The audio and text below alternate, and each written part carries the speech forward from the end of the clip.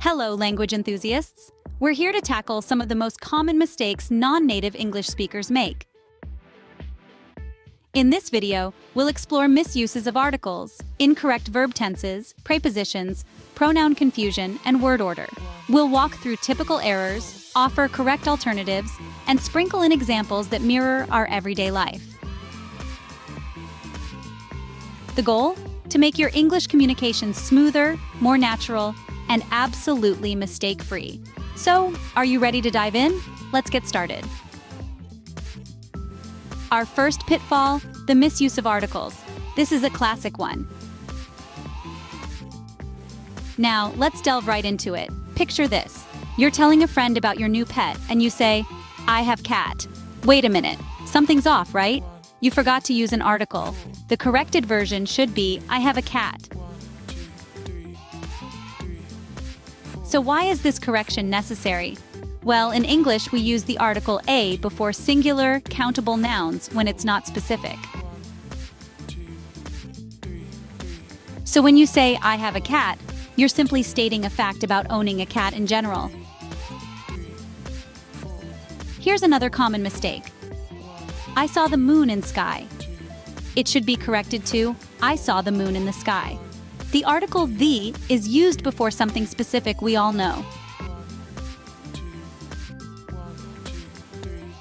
Remember, articles can be tricky, but with practice, you'll get the hang of it. We use them to help specify and clarify our sentences, so don't be shy to use them. Next up, we have the ever-confusing world of verb tenses. Let's dive into a common mistake that English learners often make. Picture this. You're telling a friend about a party you didn't attend and you say, "I didn't went to the party." Uh-oh, that's not quite right. You've just stumbled into the tricky terrain of past tense verbs. The correct way to express this is, "I didn't go to the party." You see, when using did or didn't, the base form of the verb follows. So, go is correct, not went. This might seem a bit confusing because went is the past tense of go. But remember, did already indicates the past tense, so go stays in its base form. Let's try another example. Instead of saying, "I didn't knew that," say, "I didn't know that." Keep in mind, mastering verb tenses takes time, but it's crucial for clear communication. Moving on, let's tackle prepositions. These can be a real headache. Ever heard someone say, "I am on home"? It's a common mistake among non-native English speakers. But don't fret, we're here to help. In English, we say, "I am at home," not "I am on home." This is because the preposition at is used to denote a specific location or place. When you're home, you're at a specific place, right? Hence, the correct preposition to use is at. Now, you might be wondering, why not on? Well, on is typically used to indicate a surface, a state, a direction, or a part of something. For instance, "The book is on the table," or "I am on a break." Prepositions may seem small, but they can change the meaning of your sentence, so be careful. Now, let's discuss pronouns. These can be easily confused. Pronouns are words that take the place of a noun in a sentence, and sometimes they can be a little tricky to get right. For example, you might hear someone say, "Him is my friend." Now, while it's clear what the speaker means, the sentence is not quite right.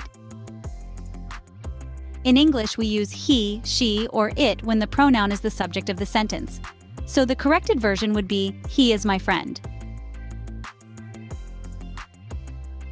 Key here is to remember that he, she, and it are subject pronouns, while him, her, and it are object pronouns. They can't be used interchangeably. So next time you're about to use a pronoun, pause for a moment to make sure you're using the right one. Finally, we'll look at word order. This is fundamental to English. Now let's consider an example where word order has gone awry. "I can English speak." Does that sound right to you? No, it doesn't. It sounds like we've tossed the words into the air and let them land willy-nilly. Let's correct it. "I can speak English." Ah, much better. In English, the normal word order for a statement is subject-verb-object, or SVO for short. The subject is the person or thing doing the action. The verb is the action itself, and the object is the person or thing receiving the action. So in our corrected sentence, I is the subject, can speak is the verb, and English is the object. This order gives English its rhythm and flow. Messing with this order can lead to confusion, misunderstanding, or even accidental humor. Remember, word order can make or break your sentence, so get it right. We've covered a lot today, haven't we? Let's quickly summarize what we've learned. First, we tackled the misuse of articles, an area that can often trip up even the most diligent language learner. We've seen how a, an, and the can change the meaning of a sentence. For instance, saying I saw a cat is different from saying I saw the cat. Remember, it's all about whether the thing you're talking about is specific or not. Then we delved into the tricky world of verb tenses. We reminded ourselves how present simple, past simple, and future simple can be easily confused. But with practice, you'll soon get the hang of when to use I go, I went, and I will go. Our third pit stop was at prepositions. These tiny words can make a huge difference. For example, I am in the room is not the same as I am on the room. So always check if you're using in, on, or at correctly. Next, we untangled the web of pronoun confusion. It's vital to know the difference between he, she, it, and they. Remember to match your pronouns with the correct noun they're replacing. Finally, we addressed word order. We discussed how swapping words around can create a whole new meaning. For instance, I love you and you love I have very different implications. Remember, learning a language is a journey. Keep practicing, and soon these common mistakes will be a thing of the past.